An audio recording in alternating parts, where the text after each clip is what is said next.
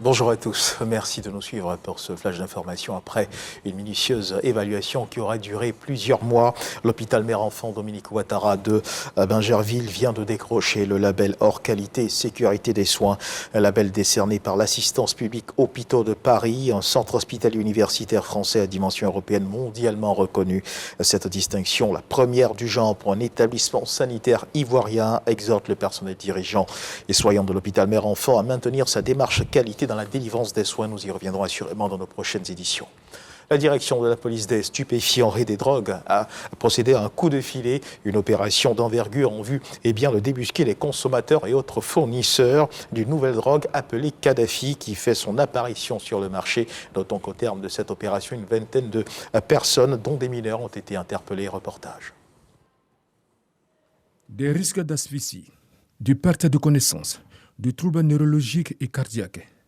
Tels sont les dangers auxquels s'exposent tous ceux qui s'adonnent à la consommation de cette nouvelle drogue qui vient de faire son apparition sur le marché ivoirien. Cette drogue appelée Kadhafi, il s'agit d'une préparation des enfants, un concept de vacances. Nos enfants de plus en plus aiment les sensations fortes. Et donc c'est dans cette quête de sensations fortes que les enfants eux-mêmes ont mis cette fabrication sur le théâtre quand ils vont s'amuser et chacun en consomme. Interrogée sur la question de la consommation du tramadol, la directrice de la police des stupéfiants et des drogues apporte des précisions. Comment se fait cette préparation? Vous avez vu le tramadol, ce n'est pas une drogue. Ce n'est pas une drogue dans ce sens que les lois ivoiriennes ne qualifient pas cela de drogue. Mais le tramadol, 250 mg, n'est même pas autorisé en Côte d'Ivoire. En Côte d'Ivoire, ce médicament, le dosage autorisé est de 150 mg maximum. Et c'est donné sur ordonnance médicale. Se voulant préventive, la directrice de la police des stupéfiants et des drogues, la commissaire divisionnaire de police, Touré Mabonga, exhorte les cellules familiales à beaucoup plus de vigilance.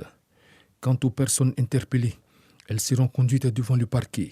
6 personnes importatrices de ces produits dangereux ont été déjà interpellées par des agents de la direction de la police des stupéfiants et des drogues, puis déférées devant le parquet de Grand Bassam. Un reportage de Souleymane Donissangui commenté pour vous par Abou Sanogo dans le département de Sassandra où la mangrove a perdu plus de la moitié de sa superficie de 2000 à 2023. Des projets sont initiés pour stopper la destruction de la mangrove et le reboisement. Le projet FOLAB Conservation et Restauration des paysages forestiers et biodiversité va être conduit par le ministère de l'Environnement et du Développement durable et ses partenaires. Un atelier d'information et de sensibilisation vient de se tenir à cet effet dans la ville de Sassandra. Dans l'actualité internationale du côté du Gabon, le président déchu du Gabon, Ali Bongo Ondimba, est libre de ses mouvements et peut se rendre à l'étranger pour raisons médicales. C'est ce qu'a annoncé le général Brice Oligui Nguema par la voix du colonel Ulrich Mafombile dans un communiqué lu à la télévision. Ali Bongo, âgé de 64 ans au pouvoir depuis 14 ans, était en résidence surveillée depuis le coup d'état militaire du 30 août, mené sans effusion de sang, moins d'une heure après que son camp eut proclamé sa réélection dans un scrutin qualifié de frauduleux par les putschistes. Puis toujours dans l'actualité internationale du côté de Madagascar, devant une foule rassemblée à Antananarivo pour une cérémonie menée en grande pompe auprès du stade le plus imposant du pays. Le président malgache Andry Rajoelina a annoncé hier mercredi se porter candidat à sa propre réélection. Le scrutin présidentiel se tiendra le 9 novembre prochain. Andry Rajoelina avait pris le pouvoir en 2009 à la faveur d'un coup d'État qui avait chassé l'ex-président Marc Ravalomanana. Interdit de candidature par la communauté internationale en 2013. Andry Rajoelina avait finalement été élu en 2018.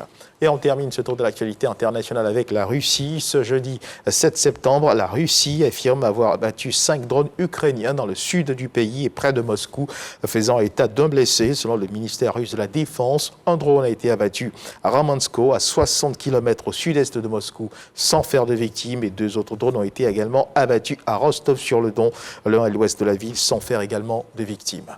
Voilà qui marque la fin de ce flash d'information. Merci de nous avoir suivis. Je vous retrouve à 13h pour le journal.